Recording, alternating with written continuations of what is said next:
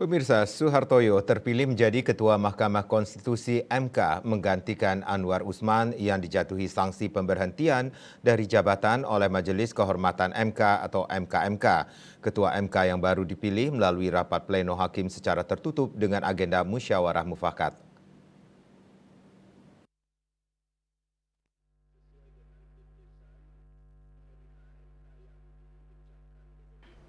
Wakil Ketua MK Saldi Isra di Gedung MKRI Jakarta Kamis 9 November dikutip dari kantor berita Antara mengatakan Suhartoyo terpilih menjadi Ketua MK yang baru. Suhartoyo dipilih melalui rapat pleno hakim secara tertutup dengan agenda musyawarah mufakat.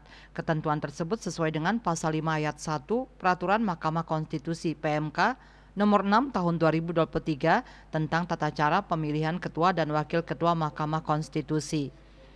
Dijelaskan oleh Saldi Isra bahwa rapat pleno hakim yang dimulai pukul 9 WIB itu dihadiri oleh 9 hakim konstitusi. Dari hasil diskusi didapat dua nama yang diajukan sebagai calon ketua MK, yakni Suhartoyo dan Saldi Isra.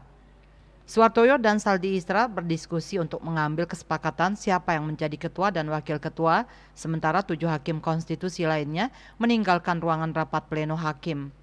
Berikutnya lanjut Saldi, 7 hakim konstitusi lainnya kembali ke ruangan dan menyepakati hasil diskusi tersebut sebagai kesepakatan bersama. Ketua MK yang baru akan diambil sumpahnya di Gedung MKRI Jakarta Senin 13 November.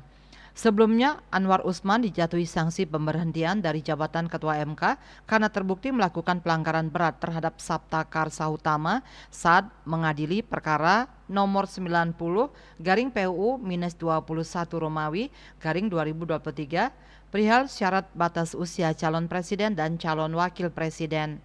Anwar Usman dinyatakan melanggar prinsip ketidakberpihakan, prinsip integritas, prinsip kecakapan dan kesetaraan, prinsip independensi, serta prinsip kepantasan dan kesopanan.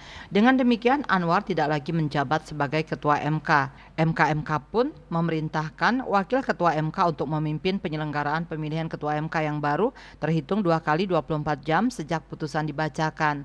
Selain itu, Anwar tidak berhak untuk mencalonkan diri atau dicalonkan sebagai pimpinan MK sampai masa jabatannya sebagai hakim konstitusi berakhir. Ia juga tidak diperbolehkan terlibat atau melibatkan diri dalam pemeriksaan perkara. Bali Post melaporkan.